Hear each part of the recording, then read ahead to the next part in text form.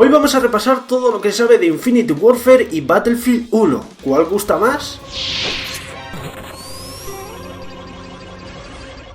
Durante los últimos días todos los medios han estado haciendo eco de la presentación del nuevo Call of Duty Infinite Warfare y del nuevo Battlefield 1, así que antes de entrar en detalles con mi opinión personal, vamos a comentar todo lo que se sabe hasta el momento y así nos ponemos en situación. Por una parte, Infinite Warfare ha presentado una ambientación futurista, la más futurista hasta el momento de lo que hemos visto en la franquicia, donde no solo tendremos algún robot por ahí suelto o exoesqueletos que nos ayuden a dar saltos propulsados. No, aquí directamente lo que se ha presentado es un entorno donde vamos a poder ver armaduras de combate, tanto terrestres como de uso espacial. Vamos a ver robots mucho más desarrollados y completamente integrados en el combate, e incluso eso, naves espaciales. Lo que más ha llamado la atención del tráiler ha sido las malditas naves espaciales, porque hasta el momento en Call of Duty nunca se había llegado a tener el control completo de un vehículo. Es decir, siempre hubo vehículos en Call of Duty, pero nunca han tenido la importancia que le van a dar ahora, ni nos daban un control tan libre de ellos. Si los controlábamos era en algún momento especial de una misión y poco más. Pues bien,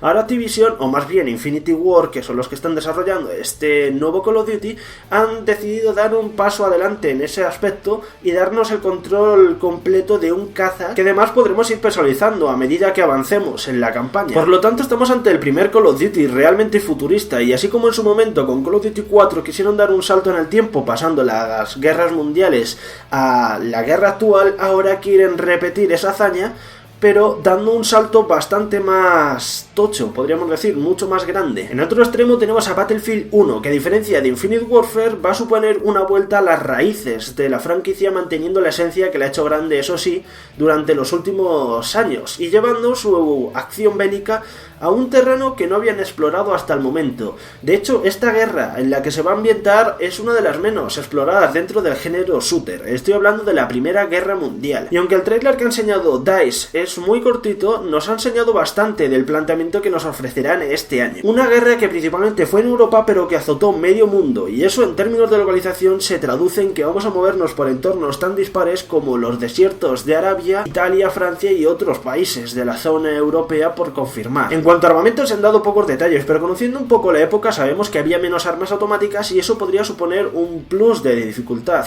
Lo que sí que han querido detallar es que vamos a tener más importancia aún en los combates cuerpo a cuerpo, y de hecho en el propio tráiler se ve una especie de porra con pinchos, una pala y las espadas propias de los árabes. En resumen, unos se han ido al espacio para hacer locuras pero sin alienígenas, y otros han decidido volver a sus orígenes para mostrarnos uno de los enfrentamientos más cruentos de toda la historia. Y no sé qué pensaréis vosotros, pero joder, es la maldita Primera Guerra Mundial, ¿qué más queréis? Evidentemente aún queda mucho por ver, ya que ninguno de los dos se ha dejado de ver en movimiento, y seguramente hasta el E3 no vamos a poder disfrutar de ningún gameplay, pero no obstante, estas dos presentaciones nos dejan ver más o menos por qué camino nos quieren llevar este año, y en una época donde casi todos los shooters están apostando por un planteamiento más futurista cada vez, el que haya un salto atrás como Battlefield 1 supone un gran soplo de aire fresco para el género. Y por ese motivo, y a falta de ver un poco más para podernos hacer una idea clara, de momento el que más está gustando, así en términos generales, es Battlefield 1. Personalmente siempre me han gustado más los shooters basados en hechos reales y que te transporten en una época pasada,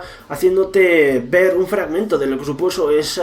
enfrentamiento, esa guerra, para la gente que la vivía en primera persona, y tener la oportunidad de ir a la Primera Guerra Mundial y vivir ese enfrentamiento desde diferentes puntos de vista me parece realmente fascinante. Pero dejando todos estos detalles un poco de lado, ambos trailers también nos han mostrado una pizca del potencial gráfico con el que van a intentar sorprendernos este año, y desde luego Infinite Warfare es el que menos sorprende en ese aspecto, ya que no parece que termine de innovar con su motor gráfico, y es el mismo motor gráfico que llevan los últimos años usando. En cambio, Battlefield 1, y de nuevo, a falta de ver el juego de movimiento, ha mostrado en su tráiler una versión del Frostbite 3, que es el mismo motor gráfico que utilizaron para Battlefield 4, bastante mejorada, e incluso parece que vaya a superar el nivel gráfico de Battlefront, o al menos estar a la altura, y Battlefront tenía unos gráficos realmente next gen. Y ojo, no me malinterpretéis, yo no soy de las personas que juzgan los videojuegos por sus gráficos, solo tenéis que ver los últimos vídeos que he subido y veréis que esos videojuegos no destacan precisamente por sus gráficos. Pero ostras, cuando llegan y te muestran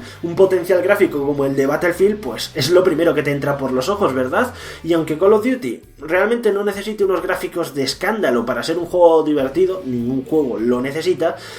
pues ya va siendo hora, por otra parte, de ir renovando ese motor gráfico y conseguir un nivel que al menos esté a la altura de lo que está siendo la Next Gen. Y esto ya no es que lo diga yo, es que si os dais un paseo rápido por todos los foros y las redes sociales os vais a encontrar los cientos de críticas que le está cayendo a Infinity Ward por su nuevo Call of Duty y la forma de presentarlo. Lo que más están repitiéndose es cutre. Y es que dejando de lado lo que pueda llegar a suponer este nuevo Call of Duty a nivel jugable, la forma de presentarlo ha traído más polémica que alegrías. Que si se han ido demasiado al futuro, que si parece un popurrí de diferentes juegos futuristas, que si deberían cambiar el motor gráfico ya, que la remasterización de Call of Duty 4 ¿por qué no la venden por separado? Que esa es otra, saben que la gente quería una vuelta hacia atrás y no un avance tan radical en su ambientación, así que para saciar estas peticiones llegan y sacan la remasterización de Call of Duty 4, el primer Modern Warfare, el primer juego de Infinity Ward. Entonces, ¿en qué cabeza cabe eso de que la remasterización que llevan años y años pidiéndote llegues y la saques únicamente en los packs más caros, que el más barato cuesta casi 80 pavos,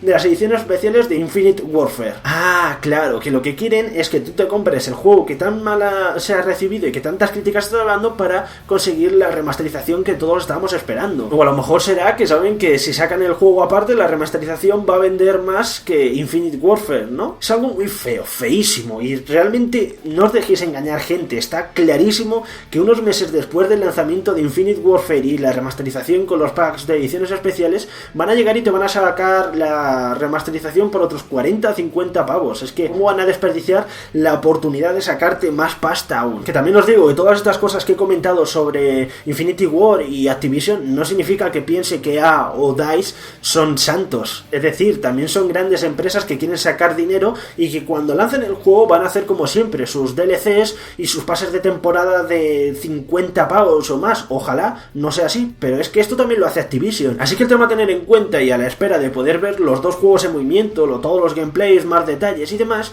es que DICE ha tomado la delantera presentando su nuevo videojuego en condiciones, levantando el hype, dándole a la gente la Primera Guerra Mundial, que es una de las cosas que más está pidiendo, y dando un verdadero salto hacia adelante, yendo hacia el pasado con su ambientación. Y por otra parte, Activision lo que ha hecho es dar un paso hacia atrás muy grande con su vida al espacio y lo mal que han presentado este Infinite Warfare,